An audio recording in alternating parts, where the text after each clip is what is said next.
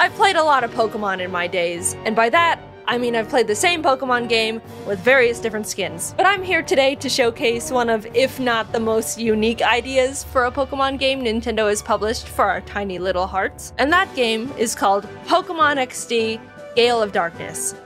XD.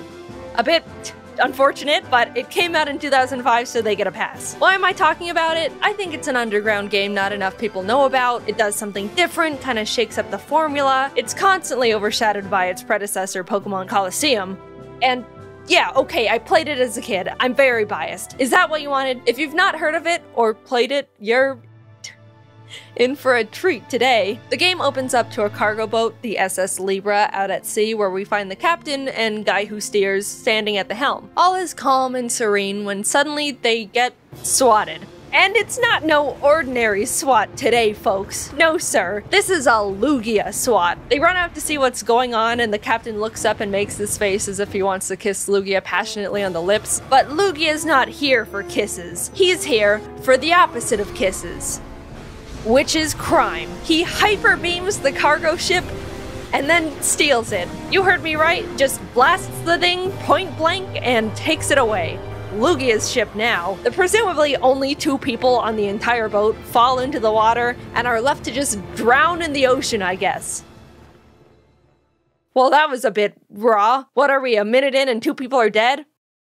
Gen 10 could never. Hard cut to me because that's more important. You play as this boy kid named Michael, but actually his name is Jaiden now because that's me. The game throws you into the middle of this intense looking fight between a Salamence and Metagross, both level 50. I don't know where I am, what the stakes are, who I am, but this battle seems really important and tough, so I'm gonna give it my all and immediately OHKO it.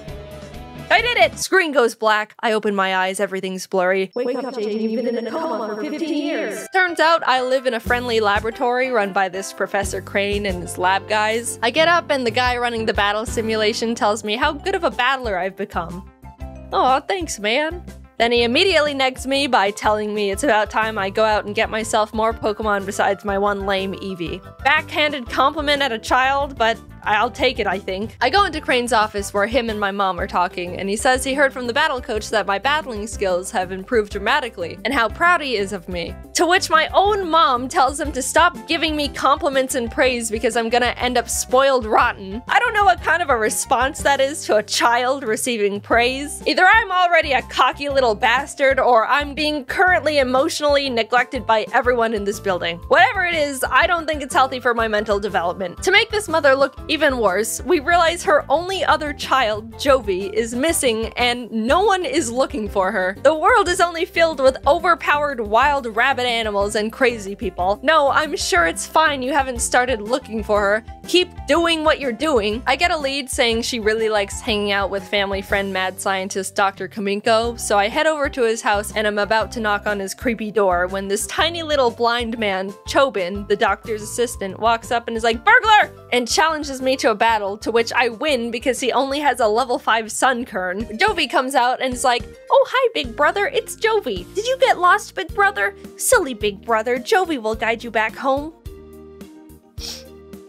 Alright, I see why no one was looking for her now. We return home to the lab and they present me with a snag machine. A machine that allows the user to catch shadow Pokemon, which are Pokemon that have been so abused that they turn evil. Now, they're saying they haven't seen or heard of any shadow Pokemon that exist anymore because they've all been purified years ago, but who knows when they could start popping up again? Better be safe than sorry. Bam! Some guys from a secret organization called Cipher bust into the lab, beat everyone up, steal Professor Crane, show off their shadow Pokemon, and run off to their secret base to never be seen again.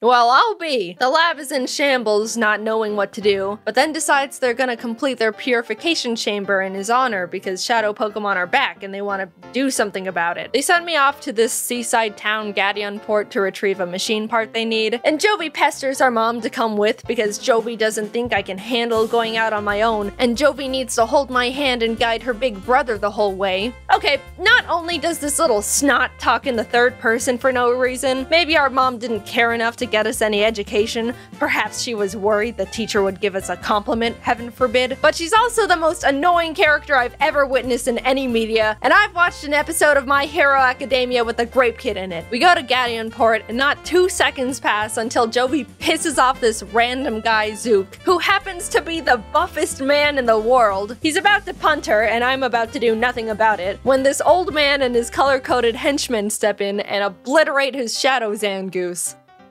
Old man, I was about to be free of everything that is bad in my life, and you took that away from me. We get the part, head back, and Mom tells me about this spot in Agate Village called the Relic Stone where you can naturally purify Pokemon. I don't know why you're making your own purifying chamber then when there's a rock that already does that. I go to Agate and this very enthusiastic man with a Pikachu shows me the stone and I'm like, cool. To which he's like, by the way, my friend Vander might know where Cipher took Crane.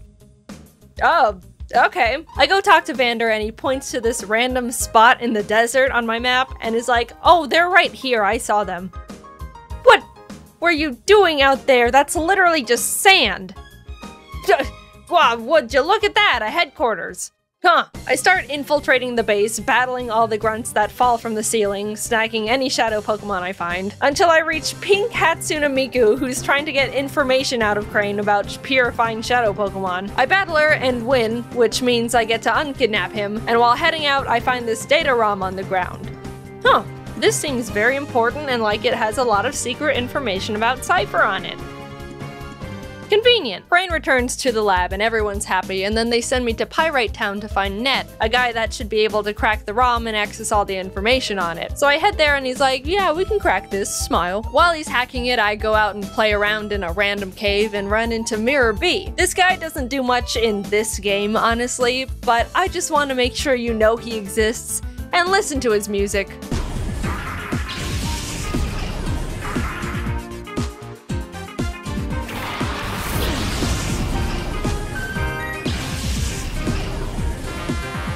I go check on Net again, and Cipher's busted and beat everyone up and kidnapped another person. Have you guys min-maxed how to kidnap people or something? You're 2 for 2 at this point, and are scarily efficient at it. They try to hostage situation the data ROM back, and even though I beat up this big man and take all his shadow Pokemon, Net still wusses out and gives the ROM back. He thought he was being 2 steps ahead because he saved all the information on his server already, but Cipher just logs on and deletes everything anyway.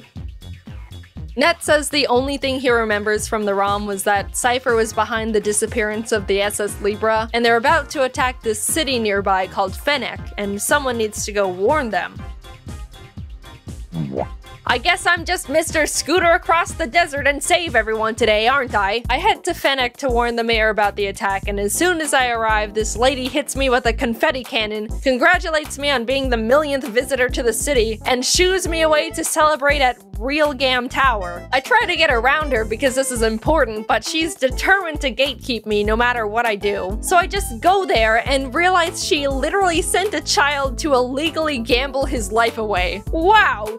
No one in this region likes children, do they? After not being able to figure out how to play bingo, I head back, sneak into the mayor's house, distract his house sitter with music, and find out the mayor was trying to write a note to Justy, the city's gym leader, warning him about the Cipher attack. I don't know why the mayor was trying to ask this random gym guy to help, but he was kidnapped halfway through writing it, so I guess it doesn't matter. Cipher realizes I now know what's up, and everyone in town reveals themselves to be disguised Cipher grunts. Oh my god, they kidnapped the entire town. I don't care what kind of organization you're from, if you can successfully kidnap a village, you've earned my respect. I beat up Cipher, rescue their shadow Pokemon, and free literally everyone in the town who is locked in the city basement. Justy says he saw something suspicious going on in the desert and points to another random sand spot on my map I should go investigate. Honestly, how are all these people just stumbling onto these shenanigans in the middle of the desert?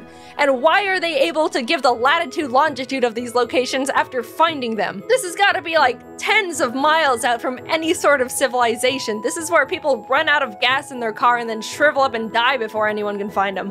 Why were you here? Wow. Yep, that's the cargo ship.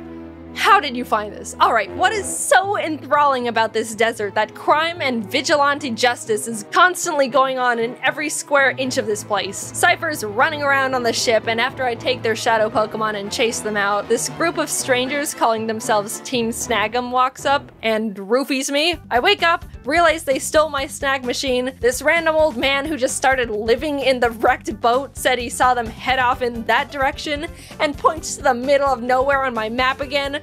You people are beyond me. I show up and wow, another headquarters for crime. I make my way to their head honcho, Gonzap, who's trying to put on my snag machine, but he's too big and muscular and adult, and since I am a child, it does not fit on his giant muscle arm. He pretty much gives up, asks if I want to join Team Snag'em. I say yes, but he fights me anyway, and after I beat him, he's like, actually, you can have your arm thing back. We're not enemies. Awesome. So why am I here? You drugged me, stole my stuff, and then just called friendship and gave it back. I find Cipher's Shadow Pokemon Factory and walk up to the actual biggest men I've ever seen in the world. How naive I was to think Zook was big. Foolish me. Anyway, they're about to beat me TF up when Gonzap shows up, expresses his devotion to our newly blossoming friendship, and roofies them for me. Thanks, man, you're really consistent at that. I go inside and climb to the roof where their power generator is. There's a tiny little piece of paper there that says, use system lever to adjust voltage. Do not raise voltage too high. Crank! A guy comes out and starts yelling at me with his Pokemon when the tiny old man who accidentally ruined my life in Gadianport comes on screen and is like, I'm evil and creating a Pokemon that's unpurifiable! Come get me! This is my IP address! I need to cross the ocean to get to him because he's basically on evil Hawaii, so I take this Robo-Kyogre from Kaminko, speedboat my way there, and you guessed it, fight everyone in the building/volcano until I get to the big little man. After fighting an entire country's worth of people, I find him, his name's Greevil by the way, and he's like, I'm surprised you made it this far, ha ha ha ha. Well, I'm busy, don't bother me, and blocks me with a giant pane of glass. Honestly, out of all the fictional villains I've seen, this is surprisingly decently reasonable. But I'm not gonna just sit here and stare at him behind the glass like a goldfish at PetSmart, so I just walk around and use the side door, which really sets him off. I mean, dude, either lock the door or don't have it. This is just what doors do. Greevil's like, you blew up our Shadow Pokemon Factory, you got past my glass, that's it. I'm summoning Shadow Lugia, the first Pokemon to ever be unpurifiable. Come forth and obliterate this small boy. To which I just Master Ball it. Really overlooked that one, didn't you, mate? He may not be purifiable, but he's mine now. Huge L. Greevil gets so beyond pissed that he decides to open his creepy eyes and fight me himself. And I was surprised to realize not only does he have a team of all Shadow Pokemon, but he somehow nabbed Articuno, Zapdos, and Moltres. I'll be honest, it was a really hard fight because Shadow Pokemon are super effective against all non-Shadow Pokemon. I don't know how it took me this long to tell you that, but that's how it works. So instead of trying to catch them all like I've been doing this whole time, I really just beat them up and they ran away. So I win! Cipher has officially lost everything, and it's all because of me, the little boy. Blue henchman runs up to Greevil and is like, Sir, I have a plan. Let's blow up the island with the kid on it. Which is like, oh my god. And then red henchman is like, okay, that's a bit too far, man. Dad, let's go home. Yeah, they pulled the I'm your father/son twist on us, but it has very little effect on me because I do not care about these people. Anyway, they decide to not blow up the island with me on it and stop being evil, I think. I'm like 60% sure. And then happy ending, I just go home. So what do you think? For some reason, I really liked the game as a kid. I never actually beat it because I didn't know how to get past the gatekeeping woman in Fennec. Glad I figured it out this time. I also wanted to mention how lively the animations are in this game. Sure, some of the Pokemon look god-awful. They gave Houndour human knees that bend forward, but they're all just so expressive and show so much care and personality. It may be pretty sad that current games don't show this much passion, but I guess that's just what makes these games more cherishable. Anyway, the game was fun and weird. I liked it. See ya. Hey, it's been a while. Anyway, this game also is like all double battles, and I thought that was really interesting. I'd like that to happen again in a new game. Nothing else really to say. can't believe the queen's dead.